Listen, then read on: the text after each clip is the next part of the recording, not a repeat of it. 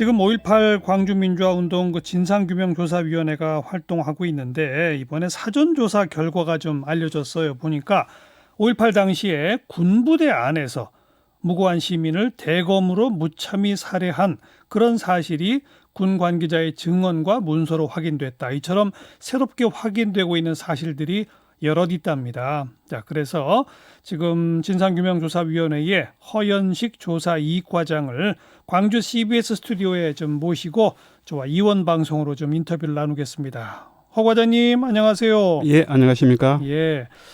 먼저 이 조사위원회는 어떻게 구성되어 있고 언제까지 활동하게 되어 있죠, 이게?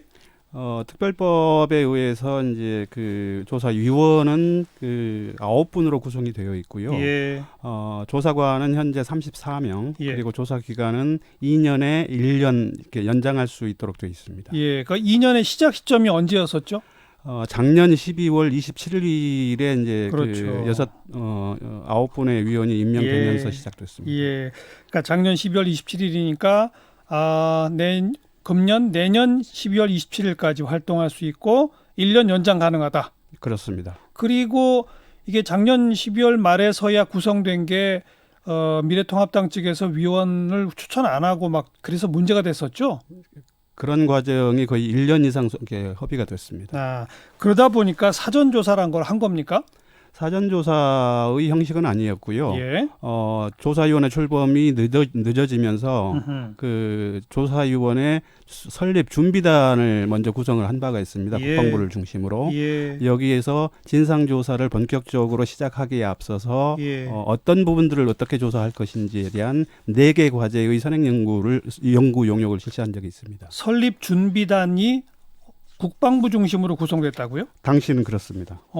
왜 그게 국방부 중심으로 구성됐을까요? 어쨌든 이 사건과 관련해서 국방부 특히 이제 계엄군에 의해서 저질러진 사건이고, 그렇죠. 그다음에 예. 군부에 의해서 저질러진 사건들이기 때문에 예. 국방부가 그 부분에 있어서 상당한 책임이 있다라고 보고 아마 여기에서 적극적으로 준비를 한 것 같습니다. 그러면 그 4가지 연구 용역은 뭐였습니까? 예, 우선 그 발포 명령과 지휘체계 이원화. 그다음에 2번째 과제가 군 기록과 자료의 조작과 왜곡. 예. 3번째 과제가 5.18 항쟁 기간 동안에 그 전체적으로 벌어졌던 전체 상황에 대한 그 타임라인을 재구성하는 문제. 예. 그다음에 사망, 상해, 행방불명자 등에 대한 중대 인권 침해 사례들을 조사하는 거였습니다. 네. 제가 오늘 이 인터뷰 시작하면서 말씀드린 군부대 안에서 무고한 시민을 대검으로 살해한 이거는 어디서 어떻게 밝혀지게 된 거예요? 예, 그 2007년도에 당시에도 2007년도에 국방부에서 그 국방부 과거사 진상 규명위원회가 활동을 한 적이 있습니다. 예. 짧은 기간이기는 했지만 이 과정에서 군 관계자들의 증언을 좀 다양하게 청취를 했고, 예. 이 증인들의 면담 조사 결과에서 확인된 사실입니다. 2007년에 이미 확인됐어요. 예, 그렇습니다. 근데 왜 이제서야 알려지게 됐죠? 이 자료는 그동안 제대로 공개되지가 않았고, 왜냐하면 결과 보고서만 공개가 되지, 이 결과 보고서를 작성하기 이전까지의 조사 경위와 면담자들에 대한 그 면담 결과 보고서 등은 개인 정보라든가 이런 것들 때문에 그동안 제대로 공개가 될 수 없었습니다. 네. 그러면 그 시점에 당시 어떤 계급장을 달고 있는 어떤 군인이 뭐라고 증언했다, 이게 상세히 다 기록이 되어 있군요. 그렇습니다. 그리고 이번에는 이제 그게 다 공개돼도 괜찮다, 이런 겁니까? 구체적인 내용까지, 그러니까 사람의 인명이라든가 구체적인 내용이 공개되는 것은 지금 이 시점에서는 저는 필요하다고 보고요. 예. 우선은 이런 그 사례들이 좀 특정되고 확인되어야만 가해자로 불가피하게 어쩔 수 없는 명령에 의해서 수행을 했다고 하더라도 가해자들이 양심적인 증언과 고백, 이와 같은 일들이 좀 이렇게 많이 제기가 돼야 제대로 된 진상규명에 접근할 수 있다, 이렇게 판단하고 있습니다. 그러니까 이게 무슨 사전조사라고 그래서 조사관 분들이 새롭게 그 당시 관련자 분들을 찾아가서 면담하고 뭐 이런 게 아니라 지금 아까 말씀하신 4가지 연구 용역이라는 거는 기존에 이미 생산돼 있는 각종의 자료와 기록들을 좀 분야별로 종합 정리해 보는 그런 거네요. 그렇습니다. 근데 그 과정에서 예. 이미 조사돼서 증언까지 체록이 돼 있는 그런 사실들을 이번에 정리하다 보니 이런 게 드러났다 이 말이군요. 그렇습니다. 아, 또 있습니까? 또 민간인 학살 관련된 뭐 그런 것들이 있나요? 이번 저희가 이제 그 조사 개시 명령을 처음으로 제 1차 조사 개시 명령을 6개의 과제를 했습니다. 예. 그 중에 시위 상황과 무관한 다시 말씀드리면 통상적인 충정 작전 내지는 시위 진압 작전에 해당하는 교리나 교범에서 완전히 벗어나서 예. 그야말로 무고한 시민들을 집단 학살한 사건 5개를 특정해서 조사할 예정입니다. 그 말은 시위를 진압하다가 뭐 폭력이나 내지는 발포가 이루어진 게 아니고 그렇습니다. 그 뭐예요? 5가지가. 대표적으로는 이제 주남마을 사건을 아마 많은 분들이 알고 계실 텐데요. 예.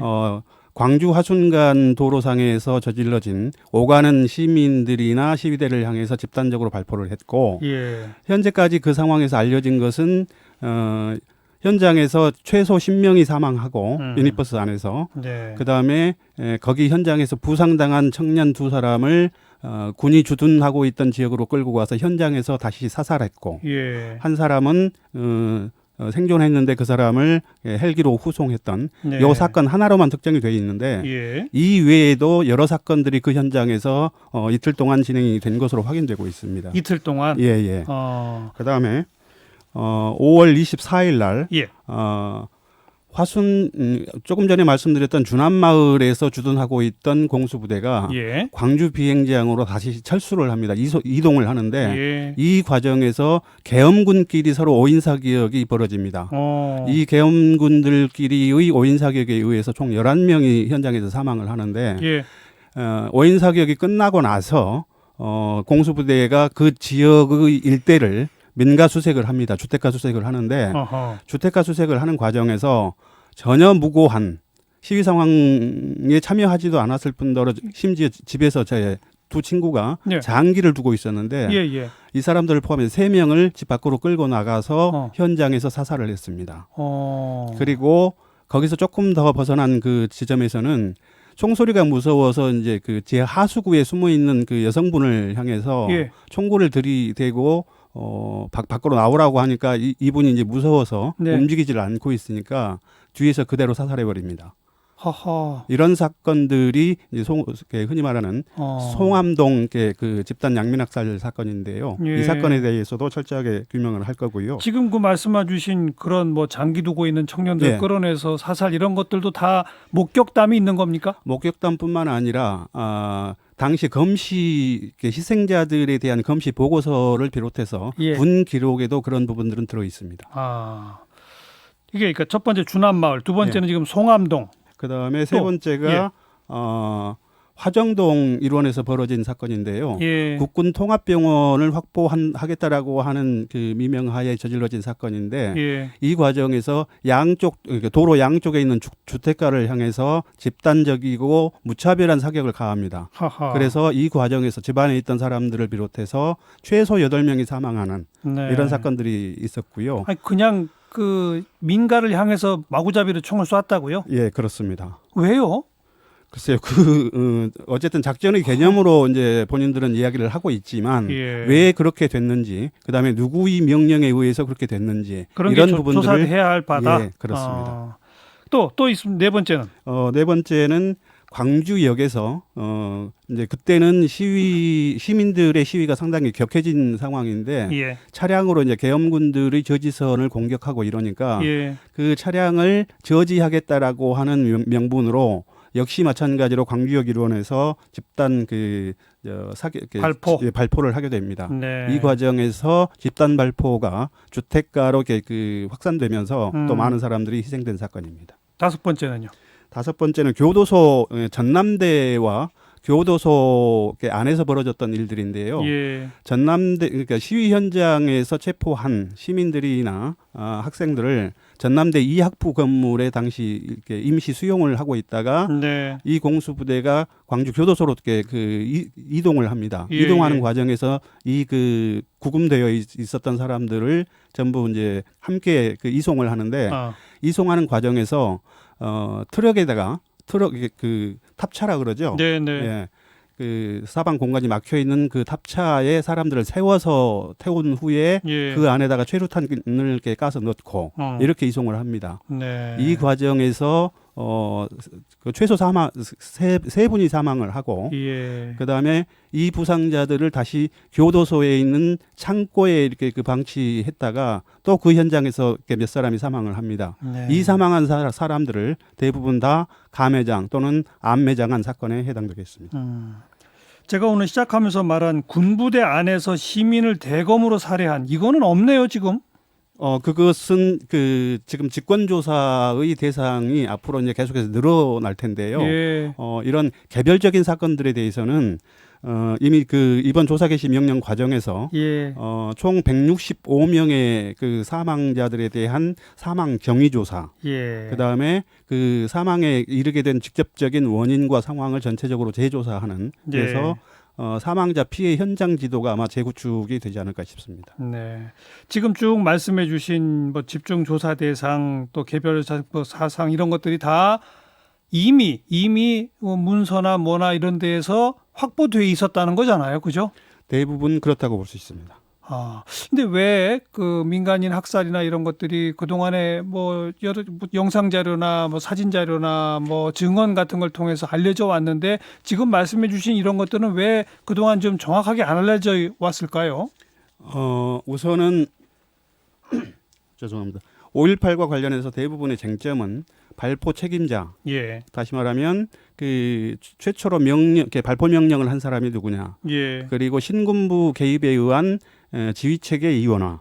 예. 암매장, 행방불명자 이런 굵직굵직한 사안들이 대부분 국민들의 관심 대상이었고 실제 광주 현장에서 벌어졌던 여러 민간인 학살이라든가 시위 상황과 무관한 과잉 진압이라든가 이런 사례들에 대해서는 구체적으로 국민들에게 제대로 전달이 되지 않은 것 같습니다. 최초 발포 또 요즘 같으면 헬기 사격 그렇습니다. 이런 데 집중하다 보니 그랬다 그 예, 말이군요. 그렇습니다. 지금 진상규명조사위원회의 이익과장 맡고 계신데 몇 개 과가 있어요? 3개 과가 있습니다. 각 과마다 역할이 다 다릅니까? 예, 특별법에서 이제 특별법 제3조가 각 제1과부터 제3과까지 구체적으로 어떤 것을 조사할 것인지를 특정해 놓고 있습니다. 1과는 뭐고요? 1과는 조금 전에 말씀드렸던 집단 발포, 그다음에 헬기 사격, 그다음에 사망자들을 비롯한 중대 인권 침해 이런 내용들을 이렇게 세세하게 확인할 거고요. 저희 조사 이과에서는 5.11 연구위원회를 이렇게 대표로 하는 군 기록의 조작과 왜곡 이 과정에 대해서 조사를 하고 조금 전에 소개드렸던 집단 민간인 학살 그리고 암매장과 행방불명자의 규모와 소재 이것을 확인하는 작업입니다. 3과는요? 3과는 5.18 당시에 지금 지만원 등이 주장을 하고 있는데요.